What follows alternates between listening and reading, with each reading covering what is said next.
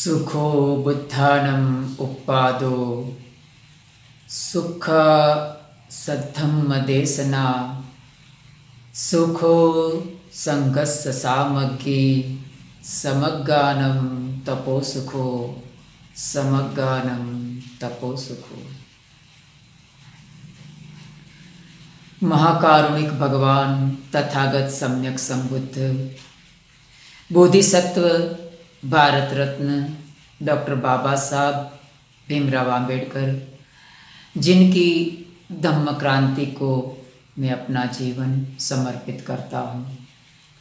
हमारे पूज्य गुरुवर्य भदंत प्रज्ञा बोधि जी, जिनके चरणों में सादर प्रणाम वंदन, और हमारी चैनल को देख रहे सभी श्रद्धावान उपासक एवं उपासिकाएं।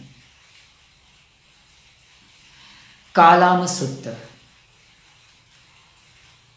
कालामो नाम की एक बस्ती थी जो कि केसी मुत्त नाम के नगर में निवास करती थी। भगवान तथागत सम्यक संबुद्ध एक बार चारिका के लिए कालामो की बस्ती में जाते हैं और कालामो भगवान तथागत को कुछ प्रश्न करता है। उस प्रश्न के प्रत्युत्तर में भगवान तथागत उनको कुछ उपदेश करते हैं धम्म का। उन उपदेश को, उन गाथाओं को त्रिपिटक में कालाम सुत्त या तो केसी मुत्त सुत्त के नाम से जाना जाता है।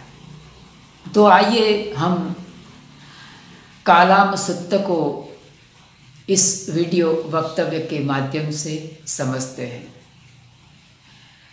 कालामो भगवान तथागत सम्यक संबुद्ध को पूछता है कि हे भगवान, अनेक श्रमण और ब्राह्मणों को हम मिलते हैं, उनके साथ संवाद होता है, तो अनेक ऐसे धर्माचार्य धर्मगुरु अपने अपने मार्ग को ही सही बताते हैं और दूसरे के मार्ग को वो गलत बताते हैं। वो किसी भी तरह से खुद का मार्ग को सर्वे सर्वा बताकर दूसरे के मार्ग का वो खंडन करते हैं। तो भगवान आप ही बताइए कि कौन सा मार्ग सही है और कौन सा गलत है। तो कुछ शंका कुशंका पैदा होती है। कोसु इमेसु नाम सच्चम आहम कोसु मुसापि। तथागत मुस्कुराकर कालामो को कुछ गाथाओं में समझाते हैं। भगवान उन्हें कहते हैं कि किसी भी बात को तुम इसीलिए मत मानो कि बहुत सारे लोग उसका अनुकरण कर रहे हैं। माँ अनुस्सवेन, अर्थात बहुत सारे लोग अनुकरण कर रहे हैं, इसीलिए मैं इस राह पर चलूं, इसीलिए तुम किसी भी बात को मत मानो। हम देखते हैं समाज में कि हम ये एक स्वाभाविक बात है कि बहुत सारे लोग जब भी किसी एक धर्म संप्रदाय के लोगों को देखते हैं कि किसी मार्ग पर वो जा रहे हैं, तो दूसरे लोग कोई लोग बड़े तादाद में लोगों को देखकर उनका अनुकरण करने लगते हैं, उनके पीछे पीछे चलने लगते हैं, क्योंकि उनके मन में ऐसी भावना पैदा होती है कि इतने सारे लोग एक दिशा में जा रहे हैं तो हो सकता है कि वो मार्ग सही हो। लेकिन तथागत ने इस बात को लेकर मना किया है। माँ अनुस्सवेन। आगे तथागत कहते हैं कि कालामो, तुम इसीलिए किसी भी बात को मत मानो कि बहुत सालों से या तो सदियों से, युग से कोई परंपरा चली आ रही है। होता है ना, हमारे जीवन में, हमारे समाज में हम देखते हैं कि किसी भी बात को हम रोजाना हमारे पुरखों से, पुरखों के पुरखों से भी कोई बात चली आ रही होती है और उन्हें हम बड़े ही शिद्दत से हम उसे फॉलो करते हैं। हमको ऐसा लगता है कि मेरे जो पुरखे थे, मेरे जो बाप दादाएं थे, वो इस बात को दोहराते थे, परंपरागत ये बात चली आ रही थी, इसीलिए ये बात मैं मान लेता। तो भगवान ने इस बात को लेकर ना कहा है कि किसी भी बात को इसीलिए मत मानो कि बहुत सालों से या तो सदियों से वो परंपरागत रूप से चली आ रही है। इस बात को समझने के लिए छोटे छोटे कुछ दृष्टांत को हम समझ सकते हैं। जब भी किसी भी चीज का, किसी भी बात का, किसी भी विषय का, कोई घटना का जब भी प्रादुर्भाव होता है, वो शुरुआत होती है, तो वो व्यक्ति, स्थिति और समय के अनुसार उसका आरंभ होता है। व्यक्ति, स्थिति और समय के अनुसार किसी भी चीज की शुरुआत होती है और धीरे धीरे बाद में समय बदल जाता है, व्यक्ति बदल जाता है और परिस्थिति भी बदल जाती है, लेकिन वो जो क्रिया थी, वो जो कार्य था, वो यथावत रहता है और वो एक परंपरा का स्वरूप ले लेता है और धीरे धीरे वो परंपरा हमारी चमड़ी का स्थान ले लेती है। फिर उसे निकालना बेहद दुखदायक मालूम पड़ता है। तो भगवान बुद्ध ने ना कहा है कि माँ परंपरा है। आगे भगवान बुद्ध कहते हैं कि माँ पिटक संपदानेन, अर्थात किसी भी धम्म के ग्रंथ में, किसी भी धर्म ग्रंथ में लिखा है, इसीलिए भी तुम कालानु मत मानो। हम ज्यादातर लोग क्या करते हैं, किसी भी स्क्रिप्चर में, किसी भी धर्म ग्रंथ में कुछ बात को पढ़ लेते हैं और अगर उसको लगता है कि ये जो मुझे सच लगता है ऐसा ये लेखक ने कहा है, तो मैं मान लेता। तो भगवान बुद्ध ने इसके लिए इसीलिए ना बोला है कि किसी भी धर्म ग्रंथ में लिखा है, इसीलिए भी मत मानो। आगे भगवान तथागत कहते हैं कि माँ तक्क हेतु माँ नय हेतु। ज्यादातर बुद्धिजीवी इंसान, आज का जो एजुकेटेड वर्ग है, शिक्षित वर्ग है, बहुत ही इंटेलिजेंट वर्ग है, ज्यादातर उसके लिए ये बात बहुत ही महत्वपूर्ण है। भगवान बुद्ध ने ये कहा कि माँ तक्क हेतु माँ नय हेतु। बात को कालामो तुम इसीलिए मत मानो कि वो तर्क संगत है। बात को तुम इसीलिए भी मत मानो कि वो न्यायपूर्ण है। ये बात बड़ी ही किसी किसी को चुभने वाली हो सकती है, लेकिन भगवान बुद्ध ने कहा है कि तर्कपूर्ण हमारी दृष्टि से हो सकती है, तर्क संगत न्यायपूर्ण बात हमारी दृष्टि से तर्क संगत और न्यायपूर्ण हो सकती है, लेकिन दूसरे की दृष्टि से वो तर्क संगत और न्यायपूर्ण नहीं हो सकती। तो जो बात हमें तर्क संगत लगती है, हमें न्यायपूर्ण लगती है, लेकिन दूसरों के नजरिए से वो कुछ अलग ही हो सकती है। हम जितना सटीकता से तर्क कर सकते हैं, उससे भी ज्यादा सटीकता से दूसरा कोई व्यक्ति तर्क कर सकता होगा। आगे भगवान कहते हैं कि माँ दिट्ठी निंजा नखत्तियां। मेरा जो दर्शन शास्त्र है, मेरी फिलोसॉफी ये बात कहती हैं, इसीलिए मैं मान लेता।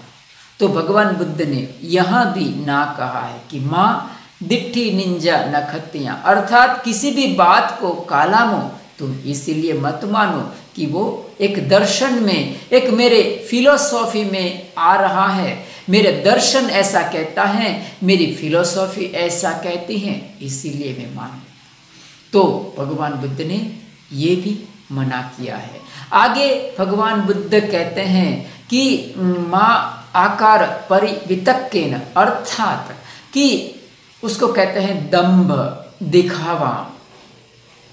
अगर कोई इंसान दंभ करता है, दिखावा करता है, तो बाकी सारे बहुत लोग हैं वो ऐसी बातों को लेकर बहुत प्रभावित हो जाते हैं और उसके पीछे पीछे उसका अनुकरण करने लगते हैं। तरह तरह का दिखावा समाज में देखने को मिलता है। तो भगवान बुद्ध ने कहा कि तुम इसीलिए मत मानो माँ आकार परिवितक्केन, माँ इति किराय, अर्थात हम समाज में कोई बार अफवाह से प्रेरित हो जाते हैं। समाज में बहुत लोग अपने संप्रदाय को बढ़ाने के लिए, अपने धर्म गुरु का प्रचार प्रसार करने के लिए बहुत सारी अफवाहें फैलाते हैं। तो भगवान बुद्ध कहते हैं कि कालामो, तुम इसीलिए भी मत मानो कि समाज में कोई अफवाह चल रही है। आगे भगवान कहते हैं कि माँ समणो नो गरुति, अर्थात कोई समण या कोई ब्राह्मण कह रहा है इसीलिए भी मत मानो। ज्यादातर समाज में ये बात भी हम देखने को मिलती है कि श्रद्धा के कारण सच्चाई का गला घोंट दिया जाता है। जो चीज स्पष्ट स्पष्ट दिखती है वो चीज को लेकर हम न्यायीकरण करते हैं, वो चीज को लेकर, वो झूठ को लेकर, वो झूठ को सच्चा साबित करने के लिए हम जस्टिफिकेशन करना पड़ता है, हमें न्यायीकरण करना पड़ता है, क्योंकि वो झूठ है। तो भगवान बुद्ध कहते हैं कि माँ समणो नो गरुति, कोई समण या तो कोई ब्राह्मण कह रहा है इसीलिए भी काला हो मत मानो। आज की दुनिया में, ये बुद्धिजीवी दुनिया में ऐसा अक्सर देखने को मिलता है कि श्रद्धा के कारण सच्चाई का गला घोंट दिया जाता है। तो आगे भगवान बुद्ध कहते हैं तो आखिर माने कैसे? प्रश्न यह उपस्थित होता है क्योंकि तथागत सम्यक संबुद्ध ने हमारे लिए सब द्वार को बंद कर दिए, कोई भी द्वार हमारे लिए खुला नहीं रखा है। माँ पिटक संपदानिन, कोई धर्म ग्रंथ का भी द्वार खुला नहीं है, किसी किताब का द्वार भी खुला नहीं है। माँ तक हेतु, माँ नय हेतु, तर्कपूर्ण है इसीलिए भी मत मानो, न्यायपूर्ण है इसीलिए भी मत मानो। तो कैसे माने? तो तथागत कहते हैं यदा तुम्हें कालामो अतनोव जाने याथ, इमे धम्मा अकुशला इमे धम्मा सावज। कालामो तुम मानो मत, तुम जानो। अतनोव जान, तुम स्वयं जानो। तुम्हें ही किच्चम आतपम अखा तारो तथागता, पटी पन्ना पमोखंती जायनो मार बंधना। भगवान बुद्ध तो मार्ग को दिखाने वाले हैं, चलना हमारा काम है। तो भगवान बुद्ध ने प्रतिपादन करने के लिए कहा है, उन्होंने मार्ग पर चलने के लिए कहा है। अध्ययन एक बात है, अध्ययन का प्रतिपादन करना, अध्ययन का अमल करना दूसरी बात है। भगवान बुद्ध ने आनापान सती और विपස්සना की बात की है, ध्यान करने की बात की है, मैत्री भावना की बात की है। तो इस तरह से हम धम्म का प्रतिपादन कर सकते हैं। तो हमें कुछ दूर चल के कुछ उसका अभ्यास करके हमें मील का पत्थर दिखाई देता है। जब भी हमें मील का पत्थर दिखाई देता है तो हमें मंजिल के ऊपर हमारा कॉन्फिडेंस बढ़ता है कि मील का पत्थर दिखाई देता है तो निश्चित ही आगे हमें मंजिल मिल सकती है। तो इस तरह से हम एक तरह से कह सकते हैं कि अतनो जाने यात, हम कह सकते हैं कि हम जान रहे हैं। तो भगवान बुद्ध ने इस तरह की बात की थी कि जब तक हम अनुभव के आधार पर किसी भी सत्य को जब समझते नहीं हैं, तब तक वो सत्य है इस तरह का हम आग्रह नहीं कर सकते हैं। तब तक हम यही कह सकते हैं कि मैं मान रहा हूं। मानना एक ओपिनियन मात्र है, मानना एक हमारा मत मात्र हो सकता है, उसमें सच्चाई नहीं हो सकती है। इसीलिए भगवान बुद्ध ने जानने के लिए कहा है अतनो जाने यात, हमें स्वयं जानना चाहिए। जब सत्य को, जब इस सच्चाई को हम अनुभव के आधार पर जानते हैं तो हम किसी भी बात को लेकर उसे अच्छी तरह से हम समझ सकते हैं। तो ये था कालाम सुत्त। तो आज के दिन बस मैं इतना ही कहूँगा और मैं यहीं पर मेरी धम्मवाणी का समापन करता हूँ। सबका मंगल हो, सबका मंगल हो, सबके जीवन में खुशहाली आए, हमारे पुण्य कर्म में सब भागीदार बने। साधु साधु साधु।